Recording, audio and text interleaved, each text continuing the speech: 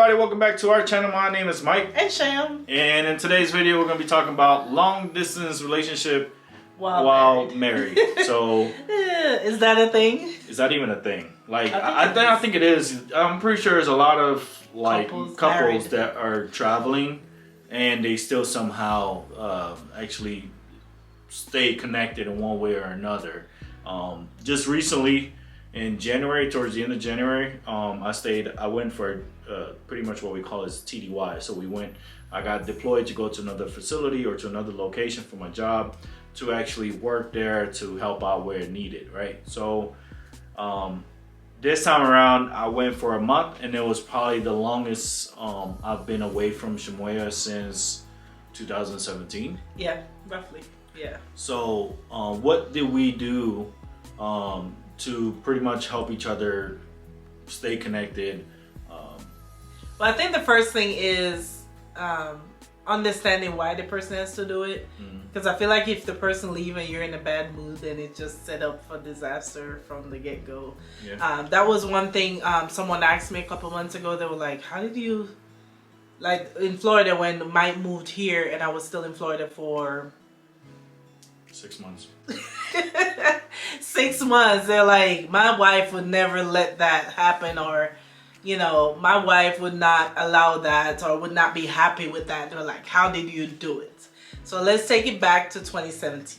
I think the first thing is being on the same page and about what the goal is, right? So we knew we wanted to move. Mike knew he had to, you know, if he get the job, he has to leave. And it kind of happened fast. But I didn't throw a fit about it and be like, oh no, you can't be gone for so long. It's the end of the world. Like, no. It was kind of a bigger goal that we knew we had to do that to reach that goal. Yeah. So it was like, I made the decision, like, I'm not coming without having a job for myself. Yeah. That's just something I believe in. Like, I don't want to come and just sit there when I could be working, getting that income to help with what we're trying to do. So that was the first thing. Being on the same page. If you're not on the same page with your partner as to why they're leaving and what they're trying to do for their career as well, then... Like, I get it. You'll go to a different location. Some people do have careers where they have to travel to actually do things. But for me, it was more of like trying to secure the future for us. You know, what would work best for us as far as... And it was months of discussion. It wasn't like I mean, he got the job pretty fast in terms of when he got the job to when he had to leave. But the journey was already... We were already talking about that for months and months. So when that came up, it was like, okay, here we go. And then on top of that, I know I traveled, which most of it was for work, but also to see him. So that's the other thing, is if you're able to surprise your partner or just plan trips to see your partner, then that would probably be the next step. I also just saw one girl that I followed. They're not married yet, but she surprised them in Texas or something. And she, you know, filmed it. But she was showing, she was like, don't do this if you're not secure in your relationship. You might get heartbroken, or he might not be happy that you showed up. So, you know, people were asking her about that. Like, what if? And she was like, you have to be secured in what you have already. Yeah, I think the relationship, you have to be able to be like rock solid in order for it to work. For surprises like that to be like really good. And she said they've talked about it before, like, what if I show up? How would you be, or something? So she already had an idea how he would react if she was to show up, you know. So I think that's what like the biggest thing is, trust. Like, trust, like being able to trying to figure out exactly how they would react, because a lot of guys may sit there and be like, oh yeah, I'll be okay, but then when you show up, you just sit there and like he'll be upset that you showed up. That's what she was saying. Like, you ruined the plan of whatever it is that he was doing. Yeah, you know? exactly. So I think ultimately that trust and that loyalty and the security of being in that relationship has to be able to, like, she did a pretty good video about that. She was like, yeah, we've actually like talked about stuff like that before. So that was the other thing, was even though I was traveling for some like interviews and stuff, but we planned it to where it was like, okay, I'm gonna be there,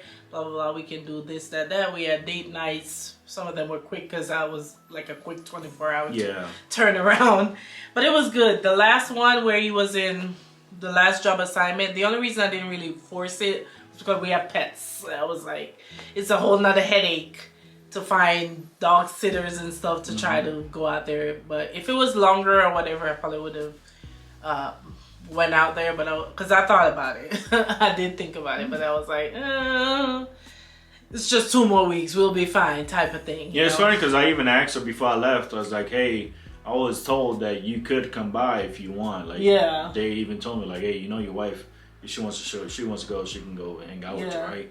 I was like, okay, I'll let her know. And we talked about it, and she was like, I'm not gonna do it. And then it just surprises me that she almost. Yeah, I did. So I thought about it because on my short week, because I didn't have nothing else to do. I would have been like just. Perfect. Yeah, there's 1 week where I work Sunday, Monday, Tuesday. I can literally leave Tuesday night or Wednesday and be back by Saturday. Mm-hmm.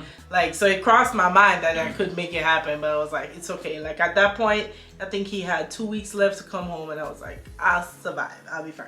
So that's that. And then next is communication. Yeah.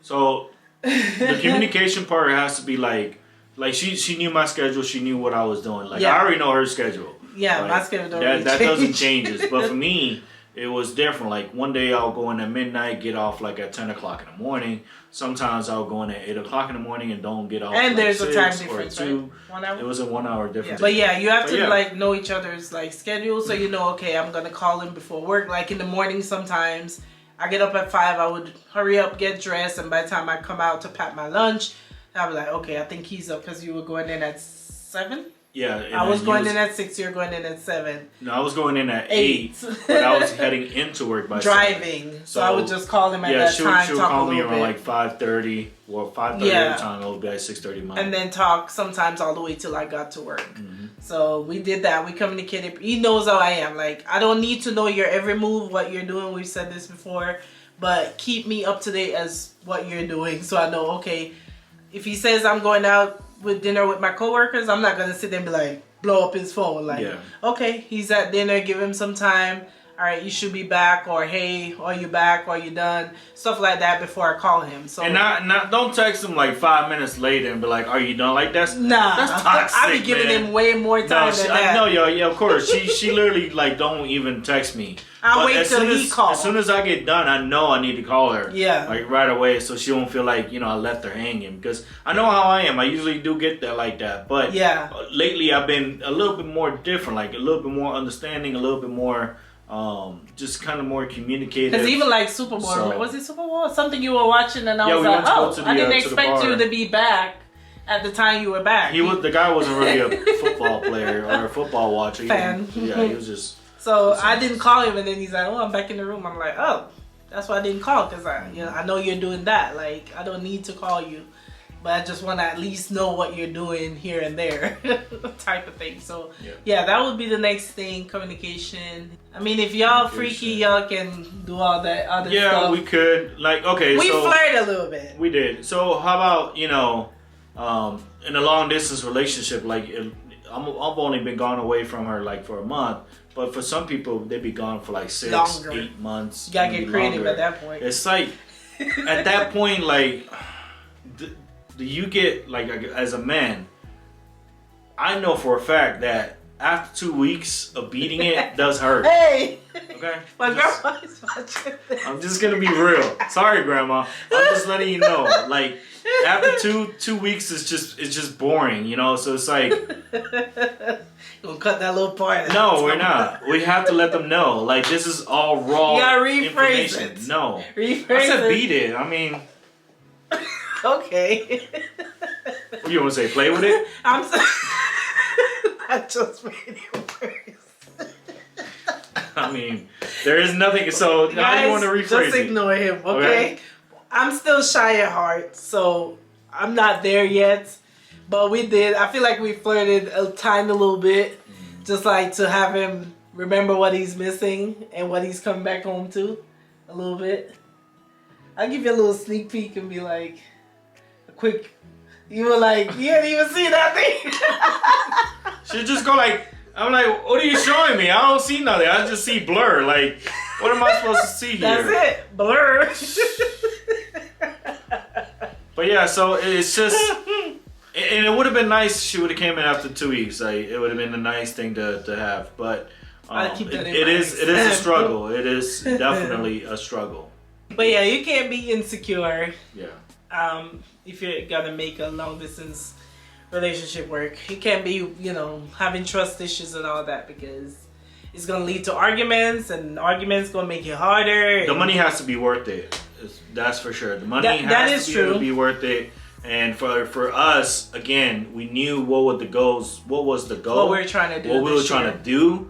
And will I go back out for another month? Most definitely. We talked about it. You just wanted to do it too fast. I'm like, hold your horses. But I'm not going back to the same place because I felt like the money was not worth it. Yeah. It's just the bonus. That was it. No overtime. So, but that's for another time. Yeah, but yeah, definitely can't be insecure. No. Not gonna work. So that's pretty much it. Not being insecure. Make sure your communication is on point. Make sure you guys communicate on the same with page. each other as far as trusting, loyalty, and making sure that you know how the other person would feel if the other would show up. You know.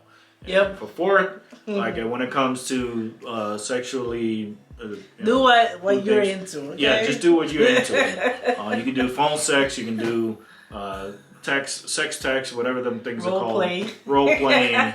You know, just something to kind of like keep it spicy. Yep. So. Do you, boo-boo?